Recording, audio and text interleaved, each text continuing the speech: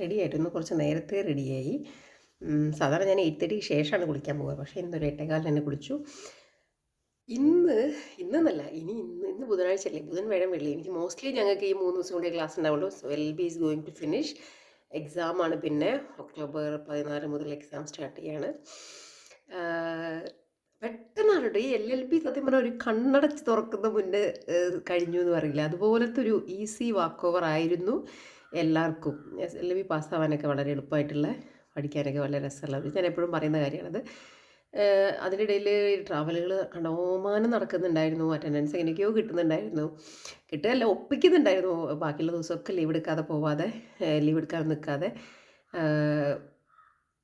എന്താ പറയുക, കോളേജിൽ ചെല്ലുന്ന സമയത്ത് നമുക്ക് ഉണ്ടാവുന്ന ഒരു LLBക്ക് ചേരുമ്പോൾ ആ പോയ ഒരു കോളേജ് എന്ന് പറയുന്നത് ഇപ്പോൾ ഭയങ്കര ക്ലോസ് ടു ആയിട്ട് അവിടുത്തെ എല്ലാ ആളുകളും. ചെന്ന സമയത്തൊക്കെ ഫുള്ള് ഫെമിനിസം എന്തെങ്കിലും പറഞ്ഞു കഴിഞ്ഞാൽ അപ്പം തന്നെ ആർഗ്യുമെൻറ്റ്സ് അങ്ങനെയൊക്കെ ആയിരുന്നു. ഞാൻ ഇപ്പോഴും അങ്ങനെ തന്നെയാണ്, പക്ഷേ കുട്ടികളൊക്കെ കുറേ മാറിയെന്നാണ് എനിക്ക് തോന്നുന്നത്. കാരണം അത്തരത്തിലുള്ള ചർച്ചകളൊന്നും, പിന്നെ ഒരു ജെൻഡർ ഇക്വാലിറ്റിയുടെ കാര്യത്തിലൊന്നും വലിയ ചർച്ചകളൊന്നും അവിടെ വേണ്ടി വന്നിട്ടില്ല. പെട്ടെന്ന് എല്ലാവരും നല്ല ക്ലോസായി. ഞങ്ങൾ പ്രത്യേകിച്ച് ഞാനൊക്കെ എല്ലാവരുടെ അടുത്തുനിന്നും ഞാൻ ഭക്ഷണം കോളേജിലേക്ക് കൊണ്ടുപോയിട്ടേ ഇല്ല.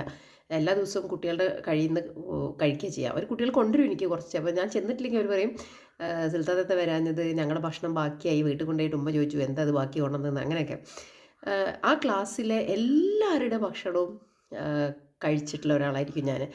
ഞാൻ തന്നെ വിചാരിക്കും, ആക്ച്വലി അവരിങ്ങനെ കുഴച്ച് കഴിച്ച് ബാക്കി വച്ച ഭക്ഷണമൊക്കെ ഞാൻ കഴിക്കാറുണ്ട്. അപ്പം സാധാരണ ഞാൻ വീട്ടിൽ പോലും ചിലപ്പോൾ അങ്ങനെ, ഇപ്പോൾ ഉമ്മയോ ഉപ്പയോ അല്ലെങ്കിൽ എൻ്റെ അനിയത്തി അനിയനോ കുഴച്ച് വെച്ചത് ഞാൻ കഴിക്കില്ല. മക്കളുടെ കഴിക്കുമായിരിക്കും, എമ്മിയുടെ കഴിക്കുമായിരിക്കും, ഇവയുടെ പോലും ഞാൻ കഴിക്കില്ല.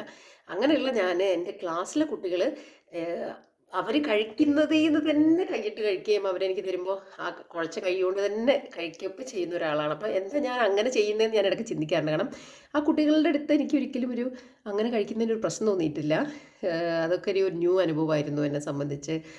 പിന്നെ ചെറിയ കോളേജാണ്, ഞങ്ങൾ 400 കുട്ടികളേ ഉള്ളൂ. അപ്പോൾ അതുകൊണ്ട് തന്നെ എല്ലാവർക്കും അറിയാം അങ്ങോട്ടും ഇങ്ങോട്ടും.